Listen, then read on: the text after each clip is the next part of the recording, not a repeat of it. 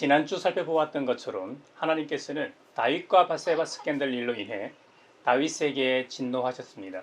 사무엘하 12장의 내용처럼 햇사람 우리아를 전쟁터에서 혼자 죽게 하고 그의 아내를 빼앗아 다윗의 아내로 삼은 일로 인하여 다윗 집안에서 칼부름이 떠나지 않을 것이다 라는 내용이었죠. 그 일로 인해 왕자의 난이 일어났고 그 주인공이 바로 다윗이 가장 아끼고 사랑하던 셋째 아들 압살롬이었습니다. 아무리 반역한 아들이지만 다윗에게 있어 가장 사랑하는 아들이었기 때문에 그 아들의 생명만은 보호하려고 했습니다. 하지만 신하의 과잉충성이었을까요? 그만 역모를 꾀한 왕자를 죽이게 됩니다. 훗날 과잉충성한 신하인 요압을 다음 왕위에 오를 솔로몬에게 평안히 죽게 내버려 두지 말라고까지 유언을 남깁니다. 물론 성경에는 요압이 사울 왕의 군대 장관이었던 아브넬과 아마사를 자의대로 죽임으로 태평시대에 전쟁의 피를 흘린 죄목을 물었다고 합니다만 그것을 핑계로 왕자 압살롬을 죽인 개인적 원한이 작용했을지도 모르겠습니다. 압살롬의 죽음으로 인해 다윗이 기뻐하지 않았을 것을 요압 장군도 잘 알고 있었습니다. 그래서 압살롬의 죽음을 알리기 위해 다윗에게 가겠다는 사람을 말리기까지 하는 모습을 보게 됩니다. 이 같은 편이었던 제사장 사독의 아들 아히마아스가 다윗 왕을 몰아내고 왕위를 찬탈한 반역자 압살롬의 죽음을 다윗에게 알리기 위해 직접 가려고 할 때 상과 포상은커녕 화를 당할 수 있다고 말렸던 것이죠. 요압은 아히마아스 대신에 에티오피아 사람을 대신 보내 압살롬의 전사 소식을 알리려 합니다. 제사장의 사독의 아들 아히마아스가 계속 본인이 가서 이 깊은 소식을 전하겠다고 하자 결국 허락하게 됩니다. 전령으로서 에티오피아 사람보다 아히마아스가 지름길로 가서 다윗에게 먼저 도착합니다. 다윗은 혹시 깊은 소식을 가지고 왔는가 싶어 반깁니다만 아히마아스를 통해서는 압살롬의 생사를 알 길이 없었습니다. 아히마아스는 혹시 모를 화를 피하기 위해 승리 소식만 알리고 압살롬의 생사는 알리지 않았기 때문이죠. 이후 원래 전령이었던 이 에티오피아 사람이 왔습니다. 다윗은 가장 먼저 아들 압살롬의 생사를 묻습니다. 이 에티오피아 사람이 말합니다. 높으신 임금님의 원수들을 비롯하여 임금님께 반역한 자들이 모조리 그 젊은이와 같이 되기를 바랍니다. 여기서 젊은이는 왕자 압살롬을 가리킵니다. 다윗은 이 말을 듣고 마음이 찢어질 듯이 아팠다고 합니다. 성문 위에 다락방으로 올라가서 울부짖었다고 합니다. 내 아들 압살롬, 내 아들 압살롬. 너 대신에 차라리 내가 죽을 것을 압살롬아, 내 아들아 하고 울부짖었다는 거 아닙니까? 왕이 승전 소식을 듣고 기뻐하고 잔치를 베푼 것이 아니라 슬퍼하고 고통스러워하는 것을 본 모든 군인에게도 그 나라의 승리가 슬픔으로 바뀌었다고 합니다. 왜 안 그렇겠습니까? 왕정 시대에는 군인들이 나라를 위해 싸우는 게 아니지 않습니까? 왕을 위해 싸우지 않습니까? 왕이 곧 나라이기 때문이죠. 우리나라도 조선시대 보면 맨날 종묘와 사직을 지킨다고 합니다. 그 옛날 임진왜란 등을 보면 그 중차대한 상황에서도 이전 왕들의 어전, 즉 임금으로 치면 영정사진 정도 될까요? 산 사람보다도 그것을 지키는 것이 중요했습니다. 이 모든 것이 왕 한 사람을 위한 것이죠. 심지어 다윗의 군대는 게슨 장군처럼 예루살렘으로 돌아온 것이 아니라 마치 싸움터에서 도망쳐 나올 때에 부끄러워서 빠져나가는 것처럼 슬며시 성 안으로 들어왔다고 성경은 기록합니다. 이후에 군대의 사기는 땅에 떨어지고 백성들 사이에서도 흉흉한 소문이 돌았을 겁니다. 그래서 이 요압 장군이 다윗을 직접 찾아가 항의합니다. 바로 사무엘하 19장 5절에서 7절 내용입니다. 임금님, 모든 부하가 오늘 임금님의 목숨을 건지고 임금님의 아들들과 딸들의 목숨도 건지고 모든 왕비의 목숨과 후궁들의 목숨까지 건져드렸습니다. 그런데 임금님께서는 오히려 오늘 부하들을 부끄럽게 만드셨습니다. 임금님께서는 어찌하여 임금님을 반역한 무리들을 사랑하시고 임금님께 충성을 바친 부하들은 미워하시는 겁니까? 우리 지휘관들이나 부하들은 임금님께는 있으나 마나한 사람들입니까? 차라리 오늘 압살롬이 살고 우리가 모두 죽었더라면 임금님께서는 더 기뻐하셨을 것입니다. 그렇지 않으시다면 이제라도 일어나 밖으로 나가셔서 임금님의 부하들을 위로의 말로 격려해 주십시오. 제가 주님의 이름을 걸고 맹세하지만 지금 임금님께서 밖으로 나가지 않으시면 오늘 밤에 한 사람도 임금님 곁에 남아있지 않을 것입니다. 그러면 임금님께서 젊은 시절부터 이제까지 당한 그 모든 환난보다도 더 무서운 환난을 당하실 것입니다 하고 협박 아닌 협박을 합니다. 사실 사실대로 주문했던 것이죠. 이후 다윗은 정신 차리고 백성들 앞에 모습을 드러내고 반역자들을 처단한 이들을 위로합니다. 이렇듯 새 시대 새로운 나라에서 어떻게 행동해야 하는지를 요압은 다윗에게 말하고 있습니다. 에베소서에 보면 사도 바울이 에베소 교회와 성도들에게 권면하는 장면이 나옵니다. 이제 형제자매 여러분, 지난날의 허망한 생활 방식대로 사는 옛사람이 아니고 예수 그리스도로 인해 새로운 사람이 되었기 때문에 하나님의 형상을 따라 의로움과 거룩함으로 지으심 받은 새 사람처럼 살아라고 권면합니다. 우리 모두는 이제 교회의 머리 되신 예수 그리스도를 중심으로 한 몸을 이룬 지체가 되었습니다. 그러므로 생활에 있어서도 모범이 되어야 합니다. 새 사람의 구체적인 모습으로 네 가지 윤리를 들고 있습니다. 거짓 대신 참된 말을 하라. 화를 내는 대신 화해하라. 도둑질하지 말고 구제하라. 더러운 말 대신 선한 말을 하라는 겁니다. 이 네 가지 윤리의 앞부분은 옛사람의 윤리고 뒷부분은 새사람의 윤리일 겁니다. 이 첫째 윤리로 새사람은 거짓말을 버리고 참된 말을 해야 합니다. 일반 사람도 정직하게 말하고 살아야 하지 않습니까? 하물며 성도가 거짓말을 하는 것은 새 사람의 신분을 버리고 옛 사람으로 살아가는 것과 똑같습니다. 아담이 하나님과의 언약을 어기고 죄를 범한 직후 가장 먼저 한 것이 바로 거짓말이었음을 우리는 잊지 말아야 하겠습니다. 더구나 우리는 머리 대신 그리스도를 중심으로 한 몸을 이루고 있는 지체입니다. 우리가 만약 거짓말을 한다면 그것은 내 몸의 눈이 내 몸의 입이나 귀 같은 다른 지체에게 거짓말을 하는 것과 같습니다. 그런데 그게 가능합니까? 우리 입술이 거짓말을 한다고 한번 가정해 보십시오. 우리 자신의 입술만 빼고 다른 기관은 무죄입니까? 아니면 입술이 거짓말을 함으로 우리 몸 전체가 거짓말을 한 것입니까? 그러므로 한 몸의 지체인 다른 성도들에게 거짓말을 한다는 것은 상상할 수도 없는 일인 것이죠. 둘째 윤리로 사도 바울은 혹 우리가 화를 내더라도 죄를 짓는 데까지 이르지 않도록 하라고 합니다. 분을 내는 순간 우리의 원수 마귀에게 틈을 내주는 것이 되기 때문이죠. 마귀는 조그만 균열을 통해 우리를 이간질하고 이 관계를 파괴하고 넘어지게 합니다. 오늘날 저를 포함하여 그리스도인들의 안타까운 모습이 있다면 주님처럼 의분을 상실했다는 겁니다. 거룩한 분노, 의로운 분노. 주님은 성전 청결을 하시면서 대노하셨습니다. 하나님께서는 거룩하신 분이시기 때문에 죄에 대한 거룩한 혐오와 분노를 가지고 계십니다. 이것이 바로 의분, 거룩한 분노, 의로운 분노입니다. 이런 의분은 화를 내어도 죄를 짓는 데까지 이르지는 않는다는 것이죠. 오늘날 그리스도인들이 상실한 의분이 없는 세상은 무질서할 수밖에 없습니다. 불의에 대해 의분을 내지 않고 불의에 방조하거나 묵인하는 일이 참 많은 것 같습니다.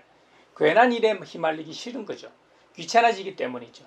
오히려 불의한 자들과 한편을 먹고 작당하는 모습까지 보이고 있는 실태입니다. 우리는 평화를 만드는 자가 되기 위해 불의에 대해서는 평화를 깨는 자가 되어야 하겠습니다. 그래야 진정한 평화가 찾아오기 때문이죠. 그리고 해가 지도록 화나 노여움을 품고 있지 말라는 겁니다. 그렇게 함으로써 우리의 대적, 사악한 마귀, 악마에게 틈을 주지 말아야 한다는 겁니다. 여러분, 주님은 산산수훈에서 분노는 살인을 낳을 수 있다고 경고하십니다. 따라서 해가 지도록 분을 품지 말고 신속히 풀어야 한다고 신명기 율법에서도 명하고 있습니다. 이것을 우리 가정에 적용한다면 분을 품은 채 잠자리에 들지 말라일 겁니다. 이것은 모든 신자들에게 황금률이지만 특히 부부에게는 꼭 기억해야 할 황금률이라 하겠습니다. 셋째 윤리는 도둑질하지 말라는 것입니다. 세 사람은 도둑질을 하지 않는 것은 물론 제 손으로 수고를 하여 떳떳하게 벌이를 하라는 겁니다. 거기서 한 걸음 더 나아가 남의 물건을 훔치던 못된 습성을 버릴 뿐만 아니라 자신이 땀 흘려 번 것으로 오히려 궁핍한 사람들에게 나누어 주어야 한다는 것이죠. 사도 바울은 데살로니가 후서에서 일하기를 싫어하는 사람은 먹지도 말라고 거듭 명하였습니다. 로마서에서는 세 사람은 부지런해야 한다고 강조하기도 했습니다.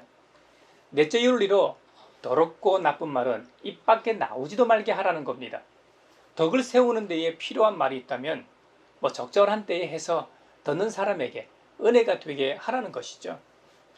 여러분, 지혜의 책 잠언에 보면 이와 유사한 말씀들이 참 많습니다. 몇 가지만 소개한다면 부드러운 대답은 분노를 가라앉히지만 거친 말은 화를 돋운다라는 말이 있습니다. 또 경우에 알맞은 말은 은쟁반에 담긴 금사과라고 비유하기도 했습니다. 죄인의 마음은 저주와 악독이 가득하기 마련입니다. 세 사람은 예수님을 주님으로 고백하고 모시고 사는 사람이므로 주님이 인도하시는 대로 선한 말을 하게 되어 있습니다. 그러므로 더럽고 나쁜 말은 입 밖에도 내지 말고 오직 덕을 세우는 선한 말을 하여 서로 은혜를 끼치도록 해야 하겠습니다. 세 사람은 가벼운 말이라 할지라도 덕을 세우고 은혜를 끼치는 말을 해야 합니다. 그렇지 못할 경우 말을 아끼는 것이 좋습니다. 우리가 하는 사소한 말이라 할지라도 우리가 모르는 사이에 엄청난 영향을 미칠 수 있기 때문이죠. 또한 사도 바울은 욕설을 금하고 서로에게 친절히 대하며 불쌍히 여기며 하나님께서 그리스도 안에서 우리 모두를 용서하신 것과 같이 서로 용서하라고 권하고 있습니다.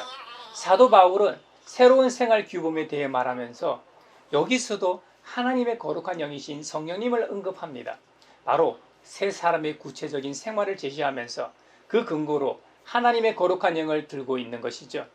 그 거룩한 영은 또한 그리스도의 영이시기도 합니다. 예수님께서는 이 땅에 성육신하셔서 이렇게 말씀하셨습니다. 당신 자신이 새로운 생명을 위한 생명의 빵이다 라는 것이죠. 바로 주님 자신이 하늘에서 직접 내려온 생명의 양식이라는 겁니다. 주님께로 오는 사람은 결코 줄이지 않고 주님을 믿는 사람은 다시는 목마르지 않는다고 하셨습니다. 저와 여러분이 2000년 전 그 당시 그곳에 있었다고 한번 생각해 보십시오. 많은 사람들이 수군거렸을 겁니다.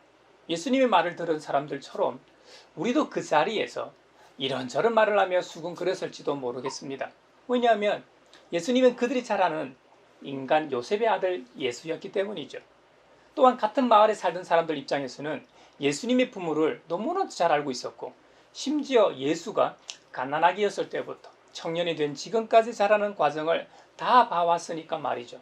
바로 인간적인 평가와 사회적 가치관, 세속적 기준으로 판단했기 때문에 예수님을 배척할 수밖에 없었던 것이죠. 이 하나님의 신적 메신저로서 수많은 선지자와 전달자가 있었습니다. 그런데 제사장도 아니고 랍비도 아니고 율법학자도 아닌 무명의 갈릴리 목수를 통해 하나님의 말씀이 왔다. 글쎄요. 이건 이스라엘 백성들 입장에서는 받아들이기 어려웠을 겁니다. 그런데 그렇게 잘하는 예수가 그들 중에는 같은 갈릴리 출신이 수두룩했을 것이고 나사렛 출신도 들어 있었을 겁니다. 그런데 하늘에서 내려왔다고 주장하니 서로 수군거린 것도 한편으로는 이해가 갑니다. 모여든 사람들이 수군거리는 것을 보시고 예수님께서 말씀하셨습니다. 요한복음 6장 44절에서 51절입니다. 나를 보내신 아버지께서 이끌어주지 아니하시면 아무도 내게 올 수 없다. 나는 그 사람들을 마지막 날에 살릴 것이다. 예언서에 기록하기를 그들이 모두 하나님께 가르침을 받을 것이다 하였다. 아버지께 듣고 배운 사람은 다 내게로 온다. 이 말은 하나님께로부터 온 사람 외에 누가 아버지를 보았다는 것을 뜻하지 않는다. 하나님께로부터 온 사람만이 아버지를 보았다. 내가 진정으로 너희에게 말한다. 믿는 사람은 영생을 가지고 있다. 나는 생명의 빵이다. 너희의 조상은 광야에서 만나를 먹어도 죽었다. 그러나 하늘에서 내려오는 빵은 이러하니 누구든지 그것을 먹으면 죽지 않는다. 나는 하늘에서 내려온 살아있는 빵이다. 이 빵을 먹는 사람은 누구나 영원히 살 것이다. 내가 줄 빵은 나의 살이다. 그것은 세상에 생명을 준다고 말씀하셨습니다. 예수님의 말이 이어지는 예수님을 믿고 따르는 자들이 예수님의 살과 피를 먹고 마셔야 한다는 겁니다. 한마디로 예수님을 믿는 이들이 식인종이 되어야 한다는 말처럼 보입니다. 이건 마치 고대 사회에서 애니미즘이나 토테미즘처럼 보이기까지 합니다. 이 다윗 왕의 이야기 중에서 다윗의 용사들을 기록해 놓은 사무엘하 23장에 보면 이런 이야기가 있습니다. 다윗은 산성에 있고 블레셋이 쳐들어와서 베들레헴을 점령하여 싸우던 때의 이야기입니다. 다윗의 휴야에 충성스러운 장수 세 사람이 있었습니다. 다윗의 소원이 하나 있었는데 베들레헴 성문 곁 우물물을 누가 내게 마시게 할까 했더니 그 세 장수가 목숨을 걸고 블레셋의 진영을 뚫고 베들레헴 성문 곁 우물에서 물을 길어 왔습니다. 하지만 다윗은 그 물을 마시지 않고 그 물을 하나님께 바쳤다고 합니다. 그 이유는 그 세 장수가 자신들의 목숨을 걸고 갔다 왔기 때문에 이 물은 그들의 피라는 것이죠. 그래서 안 마셨다는 겁니다. 이스라엘 율법과 규정 가운데 피를 금하는 규정이 있었습니다. 생명이 피에 있기 때문이죠. 하지만 예수님께서는 자신의 살을 먹고 자신의 피를 마시는 것에 대해 말씀하고 계십니다. 예수님은 유대교 율법을 어기라고 부추기는 것이 아닙니다. 예수님의 의도는 다윗의 의도와 같은 것입니다. 다윗은 전우의 피를 마시지 않겠다고 했습니다. 다시 말해 그들의 생명을 건 모험을 악용하지 않겠다는 것이죠. 예수님은 자신의 생명을 버리심으로 주님을 따르는 이들에게 영원한 생명을 주신다는 겁니다. 예수님의 죽음은 영원한 생명을 원하는 이들의 갈증을 해소하는 것이었습니다. 하늘에서 내려온 산떡이요 빵이요 생명의 양식은 이제 주님께서 제정하신 성찬을 통해 이어집니다. 성찬절례는 주님을 믿는 그리스도인들에게는 엄청난 은혜의 자리입니다. 한국의 개신교에서 행해지는 성찬은 너무 축소되어 있고 실제로 그 횟수도 적고 세례받은 직후일수록 은혜가 가장 좋았다가 거듭될수록 그 은혜가 반감되는 느낌마저 줍니다. 교육받지 못한 성찬위원들로 인해 주님의 몸과 피를 나누는 거룩하고 성결한 예식은 너무도 순식간에 지나가 버립니다. 저는 한 사람의 목회자로서 주님의 몸을 떼어 나눌 때, 주님의 피를 나눌 때 그것이 진짜 주님의 몸과 피가 되는 것은 아니지만 십자가에서 나를 위해 몸짓고 피 흘리신 주님과 대속의 은혜를 가장 잘 표현한 예배 예식이라고 생각을 합니다. 그래서 우리 주님은 친히 성찬을 제정하시고 재림의 주님으로 다시 오실 때까지 이것을 행하며 기념하라고 명하셨던 이유라고 믿습니다. 더불어 우리가 매일 먹는 식사 때마다 생명의 빵이신 주님의 몸과 피를 묵상할 수 있기를 바랍니다. 요즘은 혼밥족이 많아졌다고 하죠. 혼자가 됐든 여럿이 함께 이 식탁 공동체로 교제를 나누듯 생명의 빵이신 주님을 나누는 은혜가 있기를 바라며 축복합니다. 그렇다면 어떤 사람들이 예수님의 살과 피를 먹고 마실 수 있는가? 누가 우리의 주님 되신 예수님을 먹고 마실 수 있는가입니다. 바로 아버지께서 이끌어주지 아니하시면 불가능하다는 겁니다. 이 말씀은 하나님의 초대를 보여줍니다. 오직 하나님께서 사람들을 아들 예수님께로 이끄실 때만 사람들은 예수님을 받아들일 수 있다는 것이죠. 하나님의 초대는 단순히 잔치나 축제가 있으니 오라고 이 초대장을 보내는 수준이 아닙니다. 하나님의 초대는 친히 이끄심을 말합니다. 이 이끌다는 원어는 헬키오입니다. 헬키오의 뜻은 누군가를 잡아 끌다, 강제로 잡아 당기다입니다. 여기서는 하나님의 구원이 민족이나 단체가 아니라 철저하게 개인적 차원에서 이루어지고 있음을 보여주는 단어입니다. 특히 비유적으로 하나님, 그리스도의 사랑의 초자연적인 힘을 표현할 때 사용된 단어입니다. 아버지 하나님께서 저항할 수 없는 힘으로 성자 예수님에게로 끌어당기시는 것을 가리킵니다. 예수님의 구원이 아버지 하나님의 선택 안에서 이루어짐을 보여주는 단어이죠. 성부 하나님과 성자 예수님의 끊을 수 없는 관계, 즉 예수님의 신성을 부각시키는 단어이기도 합니다. 그 옛날 예레미야가 하나님의 인자함으로 너를 이끌었다 하였노라고 할 때도 사용되었습니다. 또 예수님께서 부활하신 후 이 흩어진 제자들을 찾아다니시며 다시 부르시는 과정에서 사용되기도 했습니다. 요한복음 21장에 보면 십자가 사건 이후 본업으로 돌아가 갈릴리 호숫가에서 고기잡이를 하고 있던 7 제자들에게 예수님께서 나타나셨습니다. 밤새도록 고기를 잡지 못한 그들에게 고기잡이 포인트를 가르쳐 주셔서 큰 물고기 153마리를 잡아 끌어올리는 일이 있었죠. 그 물고기를 잡던 그물을 해변으로 끌어올리다가 바로 헬키오란 단어가 사용되었습니다. 우리 예수님은 생명의 빵이십니다.